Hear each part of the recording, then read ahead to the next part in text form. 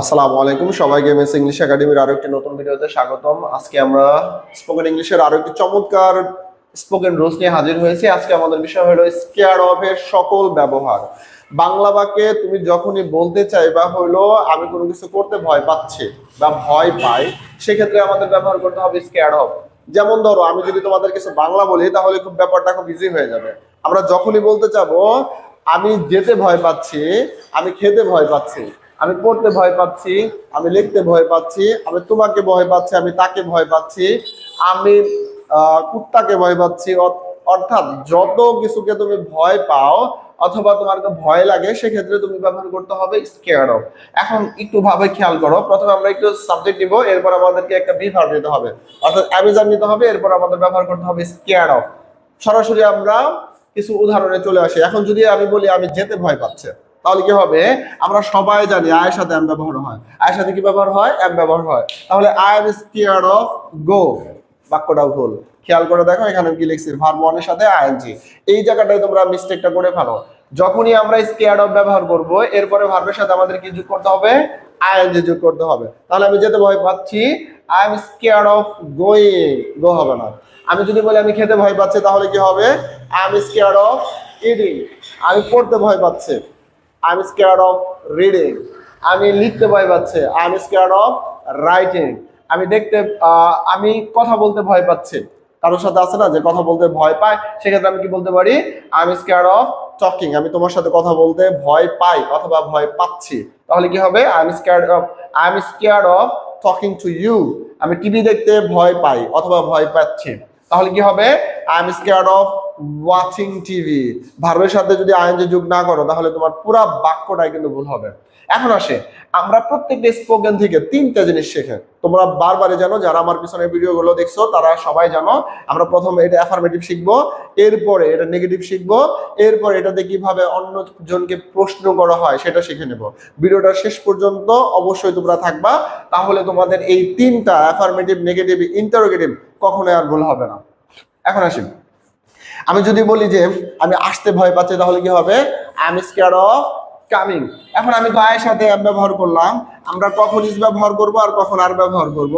আমরা এর আগেই তোমাদের বুঝাইছি, ইজটা ব্যবহার হয় একজনের জন্য, আরটা ব্যবহার হয় বহুজনের জন্য। দেখো ইউর সাথে আর, তাহলে উইর সাথে আর, দের সাথে আর, হির সাথে ইজ, পুরো নামের ক্ষেত্রে কি ব্যবহার করবা? ইজ ব্যবহার করবা। এখন যদি বলি তুমি যেতে ভয় পাও, you are scared of going. তুমি খেতে ভয় পাও, you are scared of eating. You can also say scared of, এটা ব্যবহার না করে তুমি বলতে পারো হলো অ্যাফ্রেড অফ। তোমরা অ্যাফ্রেড অফটা ব্যবহার করলে অর্থ একই দিবে, অর্থাৎ কোনো কিছু ভয় পাওয়া।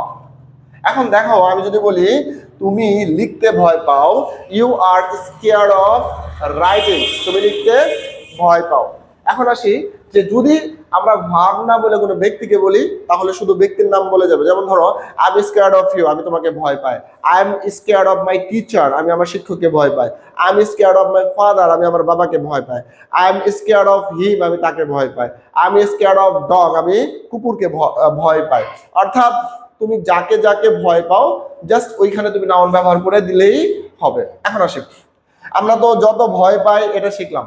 আমি এখানে থাকতে ভয় পাই, ধরো আমি এখানে থাকতে ভয় পাই বা ভয় পাচ্ছি। I am scared of staying here, আমি তোমাকে হারানোর ভয় পাই। তাহলে কি হবে? I am scared of losing, lose মানে কি? হারানো। তাহলে কি হবে? I am scared of losing you, আমি তোমাকে হারানোর ভয় পাই বা ভয় পাচ্ছি। ক্লিয়ার? আচ্ছা, নেগেটিভের ক্ষেত্রে আমরা কি ইউজ করব? Be verb plus not. অর্থাৎ আমরা am not, is not, are not.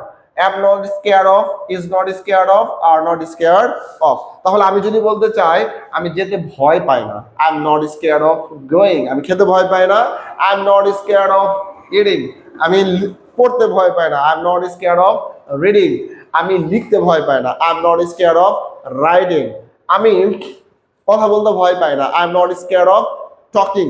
আমি কথা বলতে ভয় পাই না। তাহলে এরকম ভাবে তোমরা শত শত ইংরেজি বাক্য গঠন করতে পারো।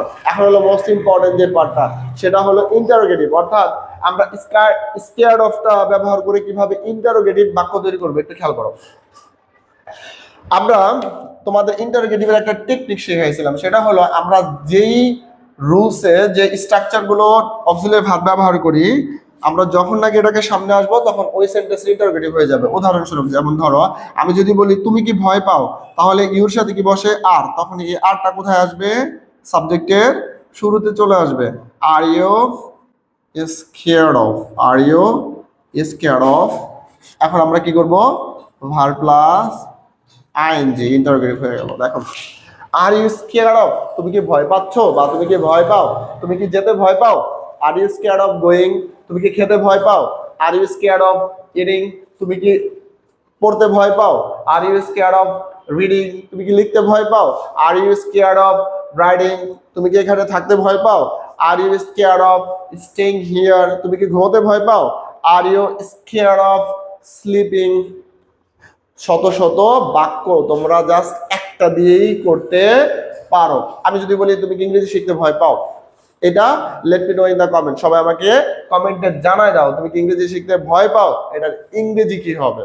ওকে, ভিডিওটা যদি তোমাদের ভালো লেগে থাকে তাহলে অবশ্যই আমাদের চ্যানেলটাকে সাবস্ক্রাইব করে রাখো, সেই সাথে আমাদের ফেসবুক পেজটাকে ফলো দিয়ে রাখো। ধন্যবাদ সবাইকে।